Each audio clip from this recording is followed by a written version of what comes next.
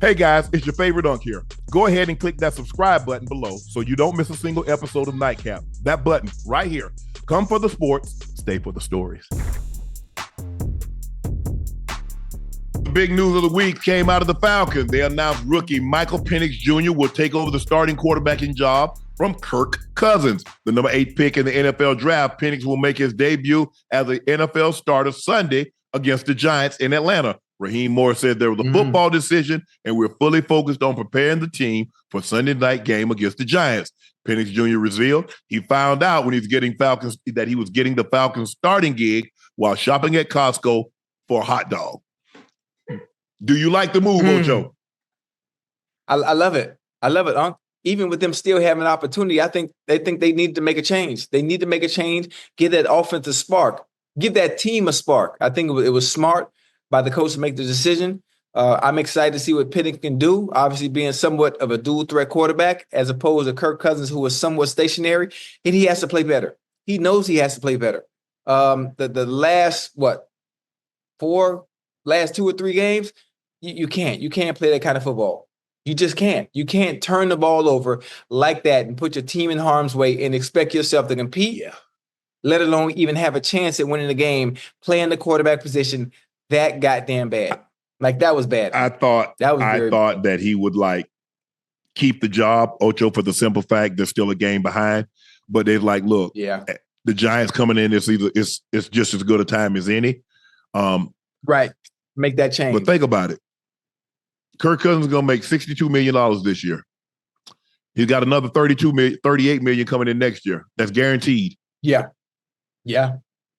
Either way. And they're going to bring it back. They're going to bring it back. But can you imagine sitting on the bench next year behind Penix? Oh, no. You can't have no guy making $38 million on the bench. Well, what the hell are they going to be? Try to trade him. What you going to think? They going to cut him? They can't cut him. You got to try to trade him, and you might have to take some of that salary on, but you can't have him there. Yeah, they have to pay most of his salary like the Broncos are doing with Russell Wilson, huh? I mean, where else do you see him fitting in? Where else do you see where a quarterback is in dire need of a quarterback, the especially Giants, with quarterbacks coming out the draft this year? The Giants, the Raiders. There's 2. Now, they're probably going to be in the market to select one. But what's to stop them from the Giants and the Raiders from doing what Atlanta did? Bring his ass in, draft the quarterback, and then allowing the rookie to sit. Okay. Cleveland. Okay, that means they would be bringing Kurt in on a 1-year deal, if anything. Well, if you trade for him, you got the remaining deal. I mean, it was a 4-year deal, like $100 and something million, like $180 million. It was $45 million a year. Now the question is, Ocho. I mean, Cleveland needs a quarterback. I'm trying to think who else needs a quarterback. AFC South, AFC West, AFC East. Oh, wait a minute. Whoa, wait a minute. Wait, when you talk about Cleveland needs a quarterback, when Deshaun Watson comes back and he from his injury, he will be the starter next year. Ocho, you know how much dead cap money that eat it. That is guaranteed, boy. If he ain't producing this dead cap money. Let's be real. We have real conversations here. If he's only going to give them the production that he's given them since he's been there. Right. I got you. I'm with you when you're right. Where's the value in that? Look, right. I'm going to say I'm surprised, but it just goes to show you that they're this close and they're game back. And if they beat Tampa, if they beat Tampa, let's just say they beat Tampa. They sweep Tampa. They got the same record. That means they win the division. For them to be this close and they make this move, it lets you know just how bad Cousins was playing. Yeah. I mean, shit, hell. Goddamn Ray Charles could see how bad Kirk Cousins is playing. You can't turn the ball over like that and expect to win. And the Titans need a quarterback too, Ocho. The Titans. Oh, man. Hey, listen. I feel sorry for Will Levis. Why? I feel sorry for the Titans fans. Nah, I'm serious. Because when you look at young Bull, man, and you look at his makeup, you look at his DNA, his stature, and when the eye test in general, the arm strength and what he's able to do, being able to run the ball as well, he looks like a Josh Allen. He doesn't play like Yeah, one. he looked like Josh Allen. He played like Woody Allen.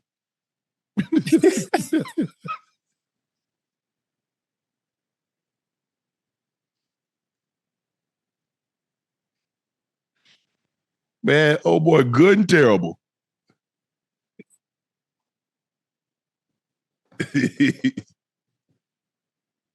Now he gone. That be look. I mean, 4 pick sixes is the abundance of turnovers, the frequency in which he turns the ball over. Nah, bro, you can't. It's over for him in Tennessee.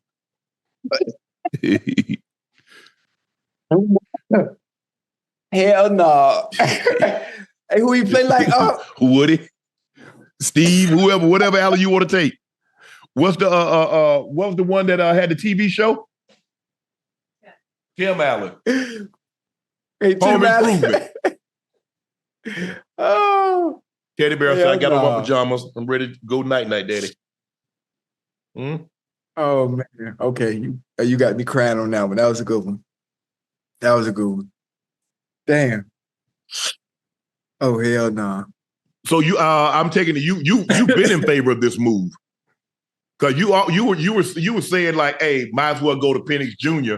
Hell, you said that after the first 2 bad games. Oh yeah, most definitely. Yeah, most definitely. And I knew they weren't going to make a move, or they weren't going to make a move fast, because of money always coming into play. As a fan of the game and a casual fan and enjoying the game of football, I understand when it comes to business, the one making the money stays on the field. But when you're playing as bad as Kirk Cousins was playing, you give the team, owners, management, head coach no choice. You gave them no choice. Their hands are behind their back is against the wall. They had no choice but to make a change at this point. You're right. Ocho, Michael Parsons says he's open to taking a little less than market value if that means the Cowboys can become a title contender. Michael made it clear on Thursday that he's not looking for a contract squabble and expects something to be done in time for training camp. I definitely think I need to be here for training camp because honestly, when so much of the defense is surrounded by your play and your presence and the others are getting lined up based off you, I need to be here. So that way I can get these guys accordingly. We can rush together, build chemistry. It would just be nice to be surrounded by good players. You know what I mean? Players that are going to help you win championships. To me, having $40 million and being chipped every play and slid to with 3 or 4 people, I don't think that sounds fun to me. So he doesn't need 40 million. No, I don't need 40. How about 38? I need to be somewhere where I can have a lake house. I can go anywhere. I can be a lake house in Tahoe. You don't know. Mike also said that his podcast earlier this week that we're going to figure out a way for me to be a Cowboy for life. I like it. I like Michael said all the right things. Yeah, it sounds good. It sounds good. I like you know what? I like the seed he planted though. I like the seed that he planted, and this is a good one because every time it's time for a Cowboys player, a superstar player, for the Cowboys to get paid, you know one thing they always miss? They always miss training camp. They always miss training camp because for some reason Jerry decides to wait until it's they don't miss training camp. Wait, is it training or mini camp? But CD missed training camp. Zach was there, but CD was missed. Okay. Was missed. CD missed and Ezekiel Elliott missed, right? Oh, he was a little late. Zeke missed some too. Yeah. Remember Zeke was in Cabo. I like that. Yeah, I like that Micah planted that seed, put it out there now, letting Jerry, putting the pressure and the onus on Jerry to get the deal done. There's no need to play around. The market is already set. You know what he's going to get. Micah says he don't want 40 million. Boy, you better get your money. Look, don't get no discount. That's what you have to say. Boy, you better get your money. Don't give no discount. Don't do that. But if you notice, Ocho, that's the difference between MLB and the NFL. If you notice, they always take the most money. If that means even going to a losing team, because we got to keep driving the prices higher. Price up. And so that's why people say, well, man, I don't understand why Soto, he didn't stay with the Yankees for $760 and he went to the Mets for $765 because that drives the value up. And you see everybody else, that's what they do. That's why very few teams. Now I get what's his name? Judge. Now Judge had more money on the table from the 49ers. Yeah, 49ers. The Giants, which is about he probably had about 30 million. But he looked at it and says, what I can make in endorsements, being in New York, And being a Yankee captain would mean more to me than going to the Giants. Right. But for the most part, they don't do that. A-Rod wanted to take money off his contract to go play with Boston. And the Players Association said, oh, no, hell, you not. You're going to get every dime because we're not about to set that precedent. Now, what has happened, Tom Brady's the cause of this. Because everybody else, after Tom started taking less money, what did they do? If you want to win, you do it like Tom. Yeah. And see, even Tom, it came back to bite Tom in the butt. Because when Tom wanted his money for the Patriots, what did they do, Ocho? Open the door for him. Yeah, yeah. And see, it's different. People aren't in fortunate situations like Tom was. Obviously, not to be married or dating a wife that makes 10 times more than you do. Yeah, she had more money. She's probably worth more money than Tom. She was making $30 million a year when Tom was making 10. Well, hold on. She's making about 30. Yeah. But I'm saying when Tom was making, she was the highest. She was the highest paid supermodel for a very long time.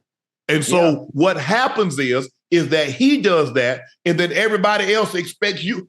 And not only does he suppress his team's market, because if you go talk to the guys, they say, well, we can't pay you more than what we're paying Tom. Clearly, your position isn't more valuable than Tom. Well, Tom take this, this is what you take, or you go elsewhere. Nah. So now everybody around the league, you see what Brady did? You see, but I also see not what you doing, because y'all not running the organization like they running the organization. So no, I'm not doing that, because my situation isn't Tom. Because see, Tom, at quarterback, you can play a lot longer than any other position. So while Tom might not have made the money in the beginning or during it, but when you play 23 years and you get a continuous stream of income, that's different than playing, say, 10 years and getting your money in 10 years. Tom got his money over a long period of time. You see Tom now. Now, what's the likelihood of you going to get the job that's going to pay you $37 million a year once you're done? Once you're done What's playing. the likelihood of you having these big endorsements with Hertz and Delta and things like that when you're done? Guys got to think about stuff like that. Right, Teddy Bear? How much money do you think you're worth? Say, I just want a few treats. Just hey. Hold on, let me turn this AC off, man. It's cold as hell in here. All I need you to do, make enough money to get old Teddy Bear some treats. Me and Titus get treats, we good, Daddy.